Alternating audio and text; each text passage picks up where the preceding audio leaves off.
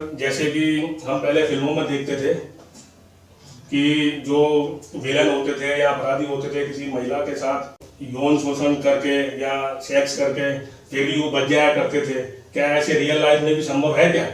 देखिए, ऐसा है कि जो फिल्मों में जो दिखाया जाता था वो एक अलग पॉइंट था, उसमें एक एक्सट्रीम दिखाया जाता है। लेकिन अगर कानूनी प्रावधान की बात करें तो काफ़ी हद तक कानून में भी ऐसा संभव है। वो कैसे है वो मैं आपको एक रिसेंट के केस के माध्यम से बताऊंगा। और ये केस जो है वो अभी रिसेंटली कर्नाटका हाई कोर्ट ने एक जो पुलिस वाला है उसको रेप के आरोप में और पोस्को की धाराओं के आरोप में, यानी कि आप कह सकते हैं कि पोस्को की धारा लगी है तो नाबालिग थी 17 साल की, उसके रेप के आरोपी को बरी कर दिया। वो बरी कर दिया, वो किस बेस पे बरी किया वो मैं आपको बता दूं। अच्छा, ये कैसे संभव है सर? हाँ, तो मैं उसी पे आ रहा हूँ। तो अभी कर्नाटका हाई कोर्ट में जो केस आया तो हुआ क्या था कि जस्टिस सूरज गोविंदराज और जस्टिस सी बसवराज की पीठ ने ये केस सुना। और ट्रायल कोर्ट में हुआ ये था कि एक 17 साल की नाबालिग लड़की थी, वो किसी पुलिस वाले के साथ भाग गई और भाग के उन्होंने शारीरिक संबंध बनाए।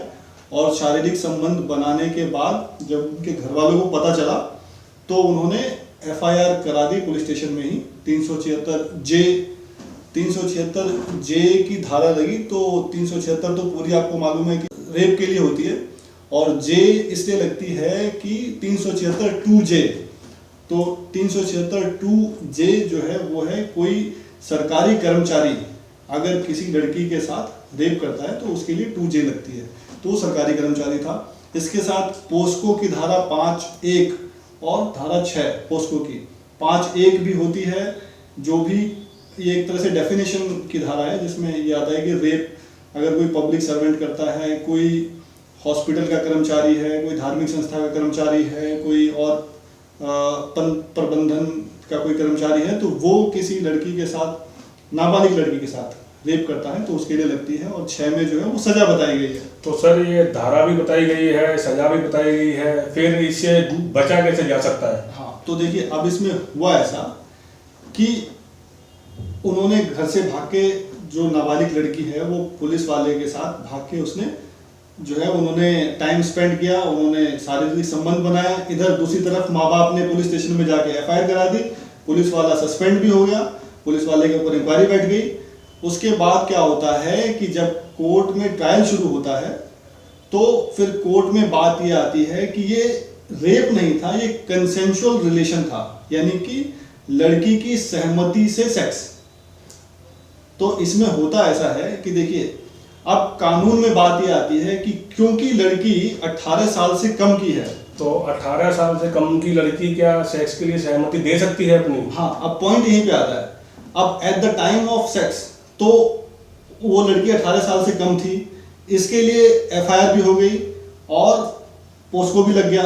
लेकिन जब ट्रायल चला तो ट्रायल में जब जज, क्योंकि जब लड़की के स्टेटमेंट लेता है तो अगर लड़की ये कह देती कि मेरे साथ जबरदस्ती हुई है, रेप हुई है, तो फिर पुलिस वाले को बचाने वाला कोई नहीं था। फिर उसको पोस्को की जो धारा है उसके हिसाब से 20 साल की सजा तो कम से कम होती है। और जो नौकरी थी वो तो गई, समझिए, नौकरी तो ऑलरेडी जो सस्पेंड हो चुका है तो उसकी नौकरी ये चली जो जाती। 20 साल की सजा का प्रावधान है इसमें, पुलिस वालों, अगर पुलिस वाला है तो उसे तो इस बात की जानकारी तो रहेगी होगी क्योंकि कानून से वाकिफ है वो, तो फिर भी उसने ऐसा अपराध किया और उसे डर नहीं लगा कि मेरा जो है बाकी का बचा हुआ जीवन कैसे निकलेगा? अब आप, ये तो सोचने वाली बात है कि आज भी समाज में ऐसे लोग हैं जो पुलिस में नौकरी करते हुए भी या सरकारी पदों पे नौकरी करते हुए भी उनकी जो सेक्सुअल, क्या बोलते हैं, कामुकता है, जिसको बोलते हैं कि डिजायर, सेक्सुअल डिजायर इतनी ज्यादा है कि उनको इन चीजों से परे रहना चाहिए। क्योंकि जिन लोगों की वो सेवा कर रहे हैं, जिन लोगों की सेवा के लिए उन्होंने शपथ ली हुई है, ये तो उन्हीं का शोषण हो गया। अभी ये जो केस की जिसकी मैं बात कर रहा हूँ, इसमें आप अगर दूसरे एंगल से देखें तो ये भी देख सकते हैं, क्योंकि इस ऑर्डर में तो ऐसा लिखा नहीं है कि वो बहुत गरीब थी या वो दबी कुचले समाज की थी या कहाँ की थी। बस ऑर्डर में ये दिखाता है कि भाई लड़की और लड़की का जो था वो कोर्ट में उसने बयान दिया कि हमारा कंसेंशुअल रिलेशन था, यानी कि कंसेंट थी सेक्स के लिए, यानी कि रेप नहीं था। तो अब बात ये आती है आपसी सहमति। तो अब दूसरी बात ये आती है कि लड़की 18 साल से कम है तो क्या वो कंसेंट दे सकती है?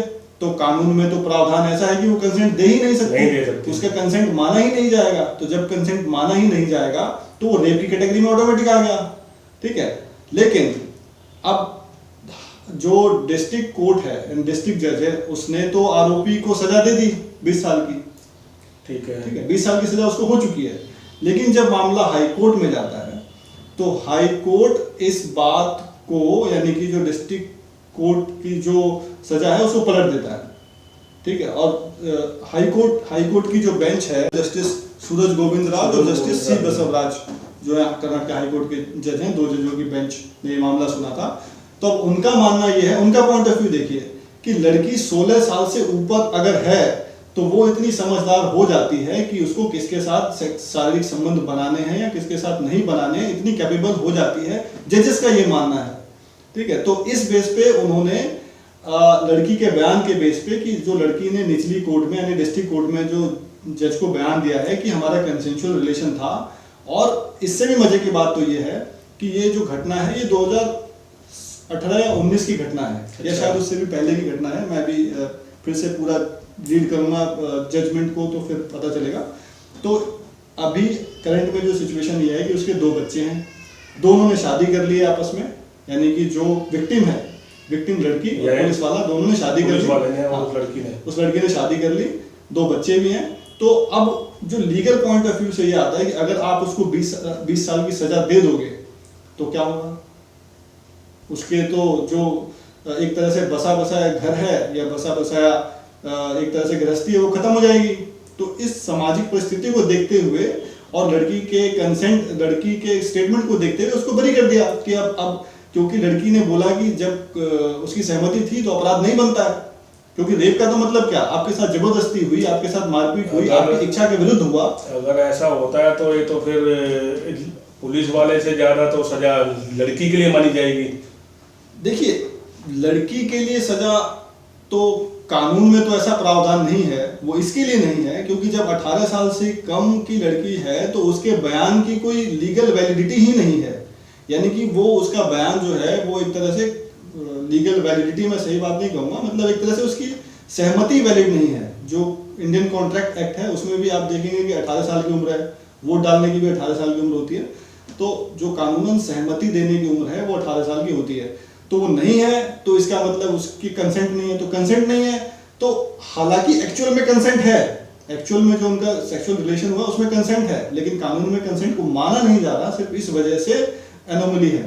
तो अब इसमें एक चीज जो जज साहब ने ये भी बोली है, वो उन्होंने सीधे लॉ कमीशन को ये बोला है कि जो सेक्सुअल कंसेंट के लिए जो एज है उसको 18 साल से घटा के 16 साल करने पे विचार किया जाए या करना चाहिए, ऐसा उन्होंने आगे रिकमेंड किया है लॉ कमीशन को। क्योंकि ऐसे बहुत सारे केसेस आ रहे हैं, कोर्ट्स में लंबित पड़े हैं कि लड़की 16 साल की है, 17 साल की है, 17.5 की है, 18 होने वाली है और लड़के लड़की दोनों भाग गए, उन्होंने शादी कर ली या फिर दोनों ने सेक्स किया, फिर लड़के के ऊपर केस हो गया, लड़का जेल में बंद है, या फिर इस तरह की दोनों ने बाद में शादी कर ली, उसके बाद भी केसेस चल रहे हैं। तो ऐसे तरह के हजारों केसेस पूरे देश के कोर्ट्स में लंबित हैं, तो इसके लिए विचार भी करने के लिए उन्होंने बोला है। बट मुझे ये लगता है कि समाज को इस ओर ध्यान देना चाहिए कि भाई लड़की को जो माँ बाप पढ़ाने के लिए भेज रहा है स्कूल में, उसकी शिक्षा पे ध्यान दे रहा है, तो एक तरह से एक वैल्यू की शिक्षा भी लड़की को मिलनी चाहिए ताकि वो पढ़ाई पे ध्यान दे, अपने करियर पे ध्यान दे, ना कि वो सेक्सुअल रिलेशन में पढ़ के घर से भाग के अपने माँ बाप को बदनाम करके, पूरी फैमिली को बदनाम करके और फिर वो शादी ब्याह के चक्कर में पड़ के अपना करियर भी बर्बाद कर ले। करियर भी बर्बाद है, फिर परिवार की बदनामी भी है, फिर कुछ तो माँ बाप ऐसे भी होते होंगे जो ऐसी परेशानियों का सामना करने के बाद आत्महत्या तक करने पे मजबूर हो जाते होंगे। बिल्कुल, ऐसे भी बहुत सारे केसेस आते हैं। ठीक है, तो अभी इसी बात पे हम लोग इस नोट को खत्म करते हैं और दूसरे वीडियो में फिर जो है वो और दूसरे पॉइंट को लेंगे। धन्यवाद।